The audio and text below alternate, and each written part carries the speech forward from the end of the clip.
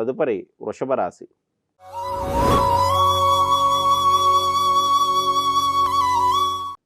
వృషభ రాశి వారికి ఈ వారం గ్రహస్థితిని కనుక పరిశీలించినట్లయితే రాస్యాధిపతి అయినటువంటి శుక్రుడు సప్తమ స్థానంలో బుధునితో కలయిక, పంచమ స్థానంలో కేతు సంచారం, అష్టమ స్థానంలో రవికుజుల సంచారం, దశమ స్థానంలో శని సంచారం, ఏకాదశంలో రాహు సంచారం, ఏ స్థానంలో గురుని యొక్క సంచారంలో వీరికి దూర ప్రయాణాలు చేయటం ఇష్టత ప్రదర్శిస్తూ ఉంటారు.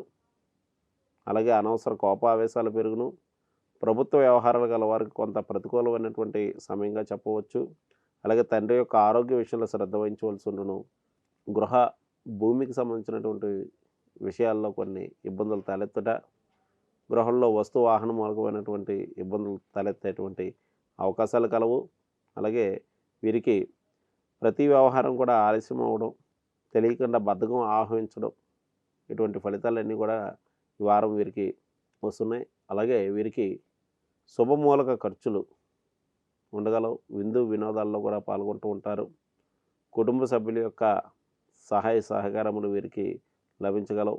కుటుంబ సభ్యుల యొక్క మాట తీరు వల్ల కొంత ఇబ్బందులు అనేటువంటివి తలెత్తే అవకాశం ఉంది. కాబట్టి వీరు ఈ యొక్క వాక్ సంబంధిత విషయాల్లో కొంత జాగ్రత్త వహించవలసి ఉండును. కొన్ని విషయాల్లో మీ యొక్క అవసరాలకు అనుగుణంగా ప్రవర్తించవలసి వచ్చును. ఈ రాశివారు ఈ వారం చేసుకోవాల్సినటువంటి పరిహార విషయానికి వచ్చినట్లయితే వీరు నరసింహస్వామిని దర్శించడం, లక్ష్మీ నరసింహస్వామిని దర్శించడం, నరసింహ కవచ స్తోత్రాన్ని పఠించడం మంచిది.